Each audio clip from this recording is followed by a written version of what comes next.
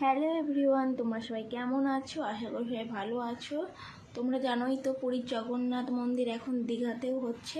চলো আমরা এটা দেখতে যাব। তুমিও টাটা বলছো? আচ্ছা বলে দাও, টাটা বলে দাও। Bye bye. বাই বাই বলো। Bye bye.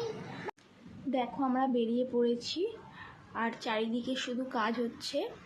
আর যে এই দেখো, এটা হচ্ছে পুরীর জগন্নাথ মন্দিরটা, যেটা এখানে দীঘায় হচ্ছে, এটা তার গেট। আর এটা হচ্ছে এরিয়াটা শুরু হয়েছে এখান থেকে, অনেক বড় এরিয়া। দেখো একবার তোমরা শুধু।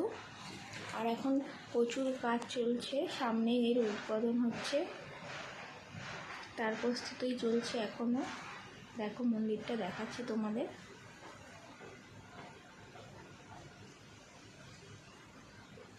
এই দেখো, দেখতে পাচ্ছ?